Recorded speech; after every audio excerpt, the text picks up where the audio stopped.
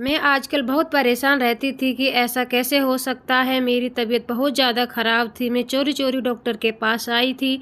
Doctor ने मुझे देखा तो कहा आपके साथ तो कोई समस्या नहीं है, सब कुछ नॉर्मल है। लेकिन जो मैंने उनको बताया कि मेरे साथ क्या हो रहा है तो वह बुरी तरह से डर गए और जब उन्होंने मेरा ऑपरेशन किया तो भगवान की मूर्ति के आगे बैठ गए क्योंकि मेरे पेट में मेरा अब सुनिए मेरी कहानी, मेरी जवानी शुरू कहानी। मेरा नाम दीपिका है। मैं बहुत ज़्यादा खूबसूरत लड़की थी। मेरा खूबसूरती देखकर भी मेरी सास मुझे ले गई थी। उनका एक ही बेटा था लेकिन उनके पास 6 बेटियां थी जिनसे सिर्फ 2 बेटी की शादी हुई थी। जिस घर में मेरी 6 नंदें हैं लेकिन और कोई चारा नहीं था क्योंकि मेरे पापा ने मेरे होने वाले ससुर के साथ कोई बिजनेस शुरू कर रखा था और उन दोनों को घाटा हो गया था। अब वह यहाँ तो एक दूसरे से रिश्ता बना लेते वरना बहुत बड़ी दुश्मनी बन जाती और हम लोग ज़्यादा मुश्किल में पड़ जाते। मेरे पापा ने कहा कि तूने मेरी जान बचाई है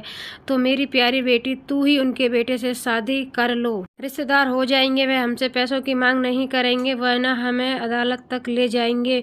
मैंने कहा कि ऐसे घर में मेरी क्या इज्जत होगी। तो मेरे पापा ने कहा औरत की वैसे भी ससुराल में इज्जत नहीं होती। अपने पति पर काबू करना, उसको अपनी मीठी मीठी बातों में उलझा लेना और उसे घर से अलग हो जाना, जबकि इतना आसान नहीं था क्योंकि वह इकलौता बेटा था। उसके नाम साहू था। मेरे पापा ने अपनी जान बचाने के लिए मेरी शादी करवा दी। हम लोग तो शहर में रहते थे लेकिन वह लोग गांव के रहते थे। जब मेरी शादी हुई तो शादी वाले दिन ही मेरी सास बस यही कह रही थी कि मुझे तो जल्दी से पोते या पोती की शक्ल देखनी है, घर में रौनक लगी रहेगी तो अच्छा होगा। मेरी सास बच्चे पैदा करने को बहुत शौक था। उन्हें देखकर तो ऐसा लगता था कि शायद बेटी के इंतजार में इतनी बेटियां पैदा की हैं, लेकिन ऐसी कोई बात नहीं थी। असल में उनके बच्चे बहुत सुंदर थे इसलिए उन्होंने इतने सारे बच्चा पैदा किए थे। जैसे मैंने सोचा था वैसा मेरे साथ उस घर में कुछ नहीं हो रहा था। मेरे साथ कोई बुरा सलूक नहीं किया जा रहा था, बस वैसे ही हो रहा था जैसे बहू के साथ होता है। पहले दिन से ही बच्चे की बातें शुरू हो गई थी। शादी हो गई थी, चल जल्द पैदा होना चाहिए। लेकिन जब पहला महीना बीत गया तो मेरी सास ने तभी से अजीब सा मुंह बना लिया और मैं हैरान रह गई कि रात के टाइम ही वह मेरे पति से कह रही थी कि कल उसको डॉक्टर के पास ले जाना, उसका बच्चा क्यों नहीं ठहर रहा है। मैं अभी तो सिर्फ 1 ही महीना हुआ था, आखिर यह कैसे लोग हैं, क्या मुझे सिर्फ बच्चा पैदा करने के लिए लाए थे। मैंने अपने पति से कहा तो उन्होंने कहा यह मम्मी कहेंगे वही होगा, तो मैं ज़्यादा बोलने की ज़रूरत नहीं है। मैं बहुत परेशान रहती थी। मेरी शादी को 6 महीने बीत गए थे लेकिन अभी तक मेरा कोई बच्चा नहीं ठहरा था। उन 7 महीनों में मेरी सास ने हल्ला मचा दिया था। ऐसे लगता था 7 महीने नहीं बल्कि 7 साल हो गए हैं। जबकि मुझे डॉक्टर के पास ले गई तो डॉक्टर ने भी कहा कि 1 साल तक अगर प्रेगनेंसी ना ठहरे तब तक इस समस्या के समाधान करते हैं। तभी तो 6-7 महीने हुए हैं, यह तो ऐसी कोई बात नहीं है। मेरी सास ने कहा यह माँ बन सकती है या नहीं आप मुझे पता करके बताइए। डॉक्टर ने मुझे अच्छी तरह से जांच करके देखा। उन्होंने कहा कि हाँ यह माँ बन सकती हैं, आप परेशान नहीं हो। जबकि उनसे मेरा चेकअप भी नहीं था, बस मुझे एक साइड पर ले गई थी और उसने मुझे कहा था कि तुम्हारी सास तो बहुत ही ज़्यादा फालतू औरत दिखती है, उनको यह कह देती कि यह सब कुछ ठीक है। मैंने कहा क्या सब कुछ ठीक नहीं है। तो उन्होंने कहा कि थोड़ा सी समस्या है लेकिन टाइम के साथ ठीक हो जाएगी, अगर उनको बता दिया तो तुम्हारे घर बर्बाद कर देगी। मैंने कहा फिर आप तो बहुत अच्छे इंसान हो। उनसे कहा कि मैं ऐसे केस देखती रहती हूँ इसलिए मुझे पता है कि किस टाइम क्या बोलना है। डॉक्टर बहुत अच्छी थी। मैंने कहा अगर मेरे यहाँ प्रेगनेंसी नहीं हुई तो आपके पास ही आऊँगी। उसने कहा ठीक है, मैं इसी अस्पताल में मिलूँगी और 24 घंटे अस्पताल खुला रहता है, अगर मैं कभी नहीं हुई तो मुझे फ़ोन करके बुला लेना। इस डॉक्टर का नाम रितु मैडम था। मुझे तो डॉक्टर बहुत अच्छी लगी। लेकिन अभी मेरे यहाँ कोई खुशखबरी नहीं थी। डॉक्टर ने कहा था कि थोड़ी सी समस्या है लेकिन ज़्यादा नहीं है। इस तरह 4-5 महीने और बीत गए थे तो मेरी सास ने सबको कहना शुरू कर दिया, मेरी बहू तो बांझ है। जब मोहल्ले से कोई औरत आती तो उसको भी यही कहती रहती, किसी शादी जाती तो वहाँ पर भी कहती रहती, बहू बच्चा पैदा नहीं कर सकती है, वह तो बांझ है। पता नहीं मेरे बेटे की किसी किस्मत फूटी थी, अब मेरे बेटे की ज़िंदगी बर्बाद हो गई है। मेरे लिए यह सब कुछ बर्दाश्त करना मुश्किल था। ऐसा लगता था जैसे मुझे टॉर्चर किया जा रहा है। मैं समझ नहीं आती कहाँ जाऊँ। सास के सामने कोई बात करती तो कहती थी वैसे जुबान चल रही है। आजकल की लड़कियां को तो सब कुछ पता होता है, जो बातों को हमें शादी के बाद पता चलता था इन लोगों को तो पहले से ही सब कुछ पता होता है। मेरा कहना था कि समस्या नहीं है, सब कुछ टाइम से ठीक हो जाएगा, भगवान शायद हमारी परीक्षा ले रहे। हमारी शादी को जब सालगिरह हुई तो मेरे पेट में 3 महीने का बच्चा था। 1 साल के अंदर ही मैं प्रेग्नेंट हो गई थी। यह तो कृपा भगवान की थी। मेरी उम्र ज़्यादा नहीं थी तो मेरी सास इस बात पर भी मुझे ताने सुनने को मिलते। मेरा पति तो कुछ बोलता ही नहीं था, बस चुपचाप बैठा रहता था, जो उसकी माँ कहती वही करता था। मैं बहुत ज़्यादा परेशान थी। फिर भगवान ने कृपा की, एक दिन मेरी तबीयत बहुत ज़्यादा ही ख़राब हो गई थी तो मुझे वैद्य जी के पास ले गए तो वैद्य जी ने कहा कि माँ बनने वाली हूँ। तब कहीं जाकर उन सबको सुकून आया। मेरी सास को तो खुशी का होना ही था लेकिन उसके चेहरे पर परेशानी थी क्योंकि वह पूरे खानदान में मुझे बांझ मशहूर कर चुकी थी। अब और खानदान वाले कहते कि आप तो कहती थी कि आपकी बहू कभी बच्चा पैदा नहीं कर सकती, फिर ये कैसे हो गया। मैं चुप हो गई थी क्योंकि आखिरकार भगवान ने मेरी सुन ली, मेरी प्रार्थना सुन ली थी। अब मुझे कुछ बोलना नहीं चाहिए था। मेरे साथ तो इंसाफ हो गया था। मैं माँ बनने वाली थी। जितना मेरे सास को शौक था मुझे लगा कि उतना ही मेरा ख्याल भी किया जाएगा, लेकिन मेरा बिल्कुल भी ख्याल नहीं किया गया। मेरे लिए कामों के ढेर रखे गए थे। मेरे लिए कोई अच्छी चीज़ ना लाती थी। पति को क्या कुछ कहती तो कहता कि मम्मी से पूछ लेकर आऊँ। जब मम्मी से बात करता तो वह कहती कि कोई ज़रूरत नहीं है, हमने कौन से फल फ्रूट खाए थे, फिर भी 8 बच्चे पैदा कर दिए। सारे ठीक हैं, कोई समस्या नहीं है। सब औरतों को चोचले होते। ऐसे टाइम पे पति को अपनी उंगली पर नचाना चाहते थे। जानबूझकर मासूम बन जाती थी और तबीयत खराब नहीं हुई। औरत को जिस्म तो बना ही है, बच्चा पैदा करने के लिए होता है, तो फिर ऐसा थोड़ी है कि उसमें कोई पहाड़ थोड़ी जा रही है। बस अपनी बीवी की बातें सुनते जाया करो और दूसरे कान से निकाल दिया करो। ज़्यादा सिर पर चढ़ाओगे तो पछताओगे। मुझे बहुत ज़्यादा बुरा लगता था। मेरी छोटी छोटी समस्या होती थी क्योंकि मेरा पहला बच्चा था, वह भी इतने साल बाद पैदा हो रहा था। लेकिन जब भी कुछ कहती तो मेरा पति कहता था मेरी माँ के साथ तो ऐसा नहीं हुआ तो तुम्हारे साथ क्यों हो रहा है। लेकिन एक दिन जब मेरी बड़ी नंद आई हुई थी, वह भी माँ बनने वाली थी, उसने कहा कि मम्मी पेट में बड़ा दर्द हो रहा है। तो मेरी सास ने जल्दी से कहा कि हाँ ऐसे टाइम में दर्द होता है, तुम फल फ्रूट खाया करो। मैंने हैरान रह गई थी कि उसकी दवा तो उनको सारी बातें याद आती हैं। दर्द भी होता है, आराम भी करना होता है, फल फ्रूट भी खाने होते हैं, दूध भी पीना होता है। अगर मैं ऐसी बात कहती तो वह कहती कि कुछ नहीं होता, तुम्हारी सेहत तो अच्छी है। मैं उनको अपनी बीमारी के लिए बताती तो कहती तुम दुबल पतली हो, अच्छी हो भली, तुम्हारा आराम से बच्चा पैदा हो जाएगा। मेरा पेट भी ज़्यादा निकला हुआ तो बहुत ही ज़्यादा पेट निकलता था। इतने में तो किसी का भी नहीं देखा पेट निकला हुआ। लेकिन मेरी सास कहती कि पहला बच्चा है, पेट तो निकलेगा ही, क्योंकि इंसान की चमड़ी थोड़ी मोटी होती है। लेकिन ऐसे में साथ जाने समस्या क्या थी, मेरा पेट बहुत ज़्यादा निकला हुआ था।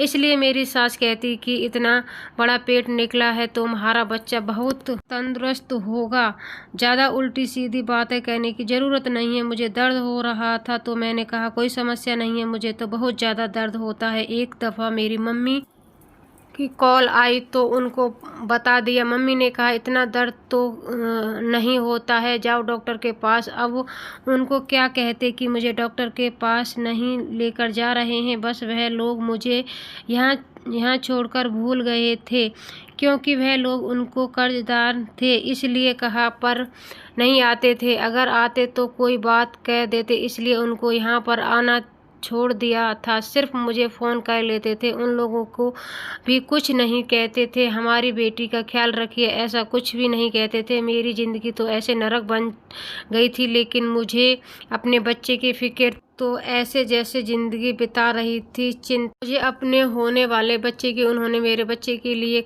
कपड़े भी नहीं बनवाए, कुछ भी नहीं बनवाए। कहने लगे कि हमने बहुत लोगों को बहुत कुछ दिया है, जब हमारा बच्चा पैदा होगा तो वह भी दे जाएंगे। लेकिन यह नहीं सोचा कि जब तक वह लोग आएंगे तब तक बच्चा को क्या पहनाएंगे, क्या चादर में ही लपेट के रखूंगी। अपने पति से बात करती तो उन्हें कान पर जूं भी नहीं रेंगती थी। मुझ पर एक भी अभी डॉक्टर के पास नहीं लेकर गए थे। कहने लगे कि जब कोई समस्या नहीं तो डॉक्टर के पास जाने की क्या ज़रूरत है, जबकि मुझे इतना तो पता था कि डॉक्टर के पास जाना ज़रूरी होता है, पता तो चले कि अंदर सारा कुछ ठीक ठाक है या नहीं।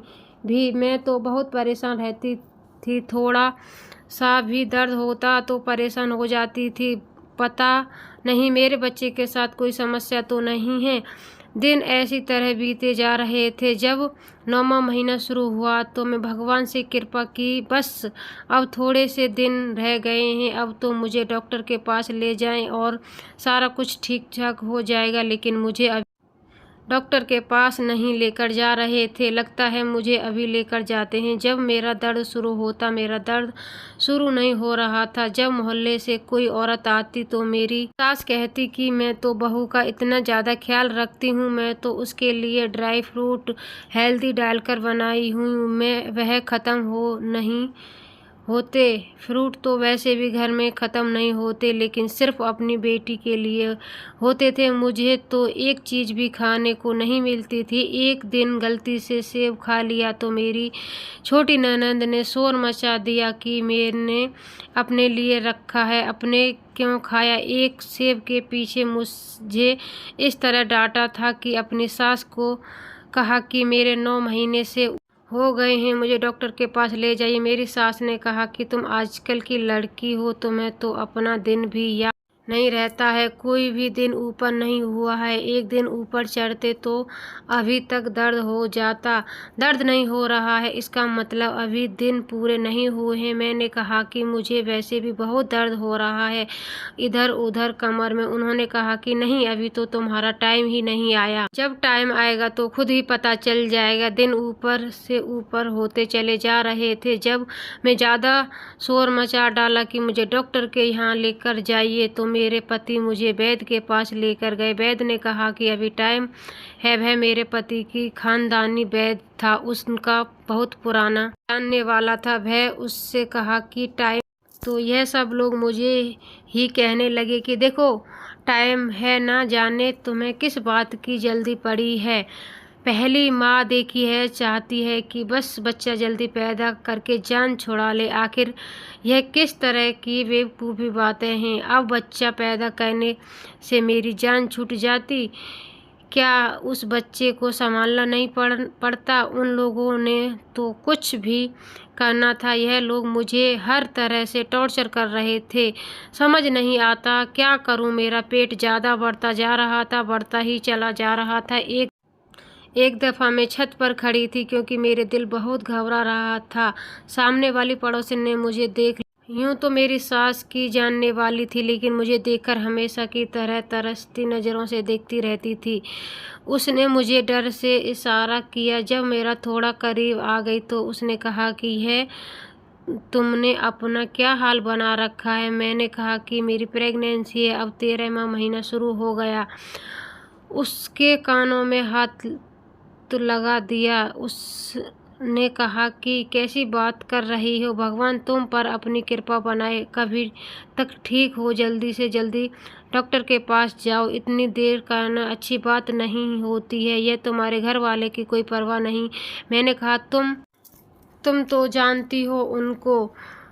उसने कहा कि हाँ, तो यह लोग ऐसे ही हैं, लेकिन अब तो तुम माँ हो तो तुम्हें खुद अपनी औलाद के लिए लड़ना है, और तुम्हें अभी से अपनी औलाद के लिए लड़ना है। तुम क्या कह रही हो? किसी भी तरह डॉक्टर के पास जाओ। तो मैंने अगर दर्द नहीं हो रहा तो तुम्हारा ऑपरेशन कर देंगे। यह ना कि बहुत देर हो जाएगी। बहुत ज़्यादा परेशान हो गई कि और मेरा बहुत बुरा हाल था। एक पल भी मैं बैठ नहीं सकती थी। पति की बात करती तो उसने कहा कि वैद्य के पास ले जाऊंगा। मैंने कहा कि वैद्य के पास जाने नहीं, मुझे डॉक्टर के पास जाना है। मुझे अब लेबर पेन शुरू हो गया, ऑपरेशन करना ही होगा। उसने कहा कि पागल तो नहीं हो गई हो? पता है ऑपरेशन कितने पैसे लगते हैं? मैंने कहा आपके ऑपरेशन की पड़ी है, यह आपका ही तो बच्चा है, क्या तुम्हें उसकी परवाह नहीं है? मुझे समझ आ गई थी कि उन लोगों को कोई परवाह नहीं है। शायद मुझे जानबूझ नहीं लेकर जाना चाहते थे।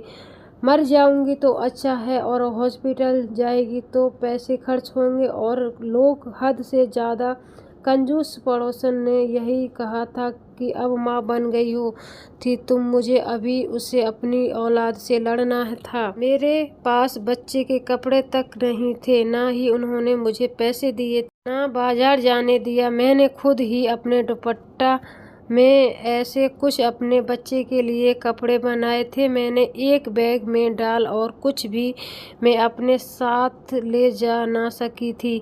सब कुछ अपने बैग में डालकर मैं चोरी चोरी अस्पताल निकल गई थी। मुझे पता था कि थोड़ी देर के बाद उनको पता चल जाएगा कि मैं घर पर नहीं हूँ, तो वह लोग शोर कर देंगे कि कहाँ हूँ। जब उनको पता चलेगा कि बिना बताए चली गई हूँ, फ़ोन भी बंद है, तो कहीं कहेंगे कि घर से भाग गई है, उल्टी सीधी बातें कहेंगे। और अगर यह पता भी चल गया अस्पताल गई है, तो अभी मुझे डांट पड़ेगी, मेरा पति मुझ पर गुस्सा होगा। लेकिन अब मुझे किसी की परवाह नहीं थी, सिर्फ अपने बच्चे की परवाह थी। मैं अस्पताल चली गई। डॉक्टर मुझे जल्दी मिल गई।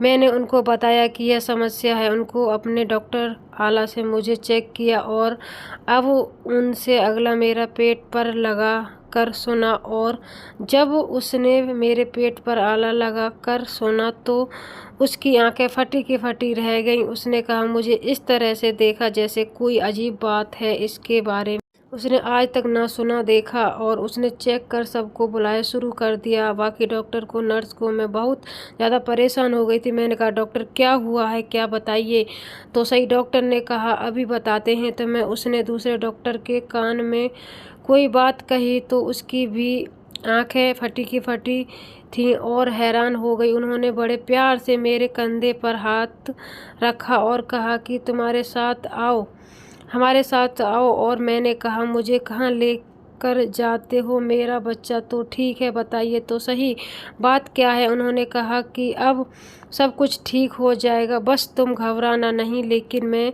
बहुत ज़्यादा घबरा रही। उन्होंने कहा, अपनी फैमिली को बुला लो। मैंने कहा, वह नहीं आएंगे। मैं उनसे छुप कर गई थी। उन्होंने कहा कि फिर तुम अपने माँ बाप को बुला लो। मैंने कहा, मम्मी पापा को फ़ोन कर दिया है, और कहा बिना किसी को बताए अस्पताल में आ जाओ। और वो आ गई। मुझे डॉक्टर ने सिर्फ इतना ही बताया कि अब ऑपरेशन करना पड़ेगा। इतना तो मुझे पहले ही पता था, क्योंकि टाइम भी हो चुका था। बार बार पूछ रही थी कि सब कुछ ठीक है या नहीं, तो मैं बता रही थी। उन्होंने कहा कि बस ऑपरेशन करेंगे। ऑपरेशन हुआ, और ऑपरेशन बहुत ज़्यादा टाइम लग गया। मेरी कज़न को भी ऑपरेशन हुआ था। उसने बताया कि आधे घंटे में से ज़्यादा नहीं लगता, लेकिन मेरा ऑपरेशन में 3 घंटे लग चुके थे। इससे सारे डॉक्टर अजीब से हालत में थे। वैसे ऑपरेशन डॉक्टर के करते, लेकिन यहाँ पर 4-5 एक दूसरे को धीरे धीरे आवाज़ में बातें कर रहे थे, और मेरा ज़रूरत से ज़्यादा ही ख्याल रख रहे थे। मुझे याद नहीं है कि उसके बाद क्या हुआ। मुझे ऑपरेशन थिएटर में से बाहर लेकर जा रहे थे। मैं बेहोश हो गई। शायद उन्होंने मुझे नींद की दवाई दे दी थी। अब मेरी आंख खुली। मैंने अपने कमरे में मेरी माँ मेरे सिरहाने बैठी थी, और मेरे बाप भी आ चुके थे, जो कि सर पकड़ कर बैठा था। ना मेरा पति वहाँ पर था और ना ही मेरी सास। मैंने कहा कि क्या हुआ है, मेरा बच्चा तो ठीक है ना। बुरी तरह से घबरा गई, उठकर बैठ गई। उन लोगों ने मुझे कहा कि ऑपरेशन हुआ है, सब ठीक। मैंने कहा मेरा बच्चा कहाँ है, बच्चे को तो कमरे में ही होना चाहिए था, झूला खाली पड़ा था। कहा था मेरा बच्चा। मैं बहुत ज़्यादा परेशान थी, मुझे लगा कि मेरा बच्चा इस दुनिया से चला गया है, क्योंकि मेरे हॉस्पिटल आने में बहुत देर कर दी थी। मेरे माँ बाप भी बहुत परेशान थे, लेकिन असल में यह बात नहीं थी। डॉक्टर वहाँ पर आई, उसने मुझे बताया कि क्या हुआ था। मेरे कदमों तले ज़मीन निकल गई और इसके बाद जो बात उसने मुझे बताई वह मेरे लिए किसी खुशखबरी से ज़्यादा परेशानी की बात थी, क्योंकि जिन हालातों में मैं पढ़ने वाली थी इसके लिए मैं तैयार नहीं थी। बहुत अकेली अस्पताल चलता है, अस्पताल में कुछ चीज़ें बहुत महंगी होती हैं, लेकिन गरीब के लिए मुफ्त में हम लोग उनको दान कर देते हैं, क्योंकि अस्पताल के मालिक बहुत अच्छे इंसान हैं। मेरा दिल बहुत तरह से घबरा रहा था, मेरा दिल कर रहा था कि चिल्ला कर पूछूं आखिर मेरा बच्चा कहाँ है। उन्होंने कहा कि आपकी वजह से मगर हमारे अस्पताल में 1 घंटा हुआ है, जो आज से पहले नहीं हुआ। अस्पताल बहुत मशहूर हो जाएगा। थोड़ी देर बाद ही हम मीडिया वाले को भी बुलाएंगे, शायद आपका इंटरव्यू ले। आपकी इज्जत हो तो। मेरा भी पति भी वहाँ पर आ गया और साथ साथ मेरी सास भी आई थी। उन्होंने कहा अच्छा तुम यहाँ पर बैठी हो, हम कब से तुम्हें ढूंढ ढूंढ कर थक गए हैं। मेरे माँ बाप को उन्होंने ताना मारना शुरू कर दिया कि आपकी बेटी को हम डिवोर्स दे देंगे। जो औरत घर से भाग जाए हम उसको वापस नहीं रखते। पूरी रात बीत चुकी थी, पता नहीं रात उसने कहाँ बिताई है। मेरे पति मुँह में जो बात आ रही थी बोल ले जा रहा था। मेरा बाप ने कहा कि देख नहीं रहे हैं वह अस्पताल में रात बिताई है, किस तरह से आदमी हो। पर मेरे पति ने कहा कि मैं आपकी बेटी के साथ नहीं रह सकता, डिवोर्स दे दूंगा। मैं हैरान रह गई थी। पूरी रात यहाँ मैं मौत से लड़ रही थी। डॉक्टर ने कहा कि आपने जो उस लड़के के साथ किया था आपको उसको छोड़ देना चाहिए, क्योंकि आप उसके काबिल नहीं हो। आपने एक साथ 12 जून को खतरे में डाला है। यह बात डॉक्टर के मुंह से निकली और मैं हैरान रह गई। डॉक्टर ने कहा कि हाँ, तुम्हारे यहाँ एक साथ 12 बच्चे पैदा हुए हैं, जिसमें से 6 बेटे हैं और 6 बेटियां हैं। मुझे समझ नहीं आया कि यह सच हो सकता है या नहीं। मैं हैरान थी और बाकी सब लोग भी।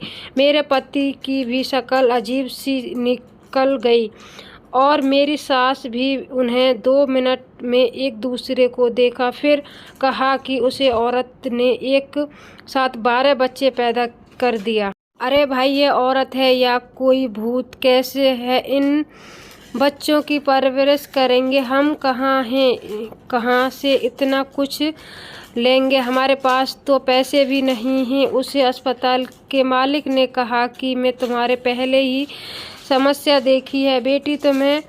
तुमने जिस तरह दुपट्टे को काट काट कर कपड़े बनाए हुए थे, मैं जानता था कि तुम्हारे साथ बहुत कुछ बुरा हुआ है।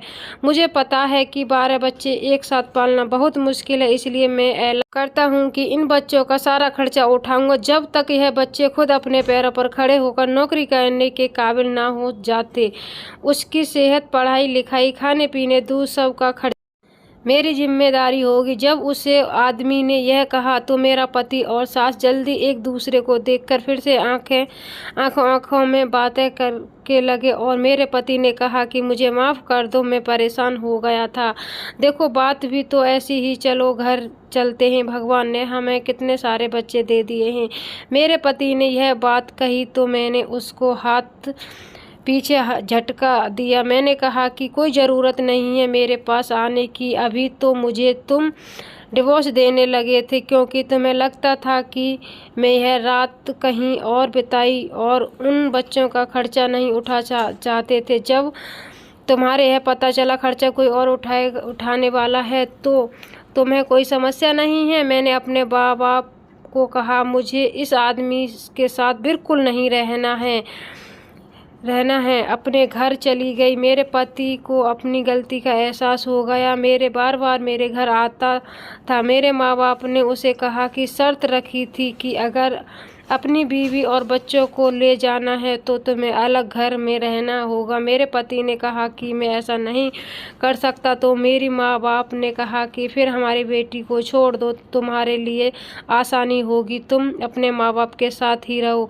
जिसने तुम्हारी बीवी और बच्चों को जानबूझकर खतरे में डाला था, तुम्हारे कान भरे और टाइम पर हमारी बेटी को डॉक्टर के पास नहीं पहुंचाया, यह सारे बच्चे भी मर जाते और हमारी बेटी भी मर जाती। मेरे पति को एहसास हो गया कि उसकी फैमिली में हूँ और यह बच्चे उसी के हैं। उसने अपनी माँ से माफ़ी मांगी और कहा कि मैं अपनी बीवी के साथ रहूँगा। मेरे बच्चों का खर्चा हॉस्पिटल के मालिक ही उठा रहा था, क्योंकि हमारे लिए मुमकिन नहीं था, लेकिन उसने मेरे पति को अच्छी जॉब दिला दी, जिससे बाकी का खर्चा भी बहुत अच्छे से पूरे हो रहे थे। मेरे पति का जो फ़र्ज था अपने घर वालों के लिए भेज दिया।